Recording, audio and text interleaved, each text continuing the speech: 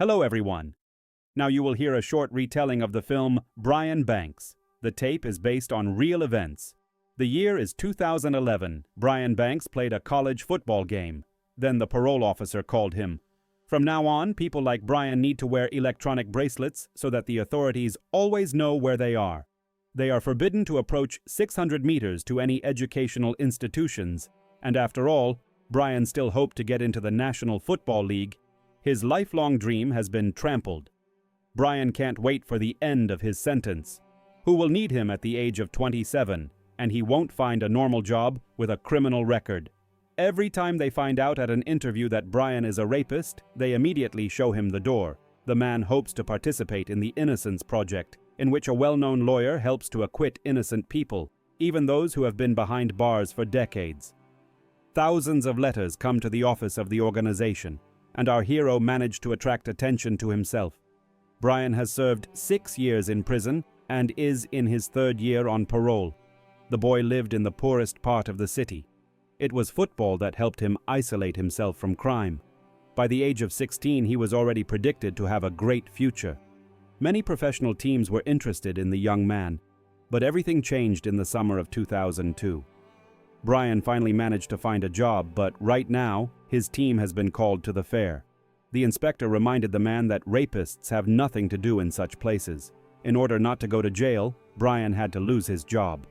The athlete met with the head of the Innocence Project, lawyer Justin Brooks. Unfortunately, Brian can only expect to have the case reviewed if he receives new, indisputable evidence of his innocence. For example, a girl admits that she lied 9 years ago, but this is unlikely. The girl and her mother then sued the school for $1.5 million for negligence. Nevertheless, Brian applied. About the revision. An acquaintance promised to help Brian so that he could work at a local gym. There he met Coach Karina.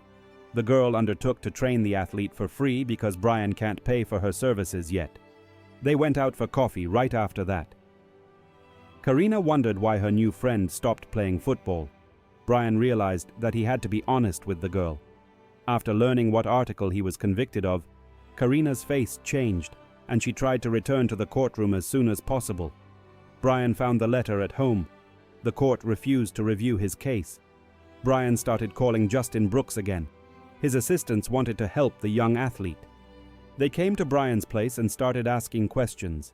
That day, a 16-year-old high school student ran into a girl named Kanisha during class. She hinted that she was going to the bathroom in the old school building, and this place was usually used by couples to get laid quickly, so they ran there. At some point, Brian realized that he was taking a big risk. After all, if they were caught, he would be kicked out of school. He will give up on his future. Brian stopped and simply asked Kanisha to leave through another door. He probably needed to find some right words, but in the end, the girl took offense at him, and the next day went to school with her mother and the police. They broke into the Banks house and arrested Brian. The poor guy had already forgotten about the incident in the hallway and could not understand what was wrong with him. My mother sold her house and car to hire a lawyer. The woman advised the kid to make a deal. Brian must plead guilty to rape in order to be cleared of the charges of kidnapping and rape. Almost all of the jurors are white. The black kid won't have a chance anyway, and by making a deal, Brian will get a suspended sentence and will be able to return to normal life in 3 months. The student was not even given the opportunity to discuss this with his mother. He only got 10 minutes to think about it. The kid was pushed to the wall and he agreed to make a deal. However, the lawyer miscalculated. Brian received not a suspended sentence, but 6 years in prison. He was also put on the sex offender registry for life. Many young lawyers, having learned the story of Brian, they volunteered to help him. They interviewed his former classmates. For example, Shaylee. Kanisha confessed that there was nothing. She just didn't want her mom to find out that she was sleeping with guys. Brian hoped to get a job at the gym, but the owner still refused. Karina apologized for behaving like that. Their mutual friend convinced the girl that Brian was a normal guy, and he was slandered. The man met with Justin's lawyer. Unfortunately, his case is out of the question. An extremely strong proof of his innocence is needed. Justin walked down the hallway where Brian allegedly dragged Kanisha. A schoolboy just wouldn't be able to do it. The classroom doors were always open, and they were full of students. Brian went on a date with Karina at the Museum of Modern Art. The inspector called him again. The man needs to get out of here as soon as possible. There is a family park nearby. There's nothing to be done. The athlete took Karina to the stadium and told her about his childhood. Brian also mentioned Jerome Johnson, the man who helped him stay sane in prison. The teacher told the boy how to live in the new realities, even if he's innocent. However, everything changed when Brian was transferred to an adult male colony. In front of his eyes, Latinos stabbed a black boy. The chief ordered him to report to his cell. Brian wrapped a sock around his fist and, coming to visit, knocked out the bandit with one blow. It turned out that he had broken the prisoner's jaw, for which he was sent to the punishment cell for 60 days. In these 2 months, the kid almost went crazy. He saw Kanisha, the school coach, and even himself. Brian felt better only when he remembered about Teacher Johnson. "Brian, put this behind you. You have to put all this behind you." Karina confessed why she dropped out of university and reacted the way she did to Brian's story. Her best friend was harassing her. Neither the police, neither university helped her. When Brian was looking through the vacancies, Kanisha Rice suddenly asked to be his friend.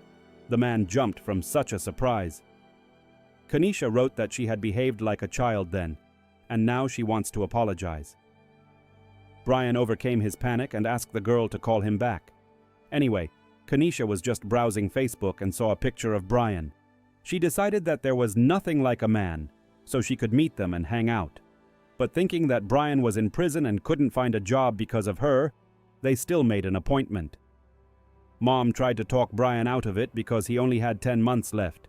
He takes a lot of risks meeting the victim, but Brian came up with a plan to use the meeting with Kanisha to his advantage.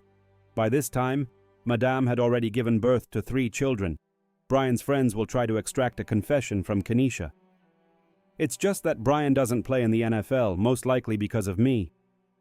The man pretended to be a legal consultant and asked the woman to tell him how it all happened.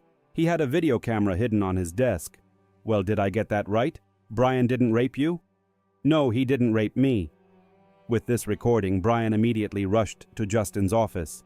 At first, everyone was amazed by such luck, but the problem is that Kanisha did not know that she was being filmed. This evidence will never be accepted in court. In the state of California, you can't shoot a person without their express consent. Moreover, Kanisha will never repeat these words, otherwise they will take away $1.5 million from her.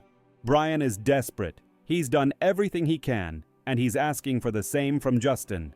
The man is the only one who can help him. The team returned to his case. They have 10 months. Otherwise, Brian will forever remain a criminal in the eyes of the public. Lawyers have created a new survey. They also need to get official testimony from Kanisha. Justin met with the prosecutor and proposed a high-profile case that would attract media attention. Raphael agreed to talk to Brian. He only has an hour and a half. The athlete needs to hurry up, but Inspector Paudo was waiting for the man downstairs and took away his car keys. He found out that Brian was going to leave the county, so his car was first searched for anything illegal. It was only thanks to Justin that the prosecutor waited for Brian and accepted him. Raphael wonders why Kanisha lied then. He will never approve a review until he talks to the victim. Brian realized that he needed to put pressure on Kanisha somehow, so he called reporters and gave them a recording of her confession. And the whole country has learned his story. However, the guy is at great risk. He may end up in jail again because of a meeting with the victim. But the idea worked. Kanisha's mom showed up and caused a scandal at the prosecutor's office. Raphael immediately sent her a subpoena. But now Brian had to explain himself to the inspector because he had violated the rules of parole. The inspector threatens to report violations, but not immediately. He will give the man 2 months to prove his innocence.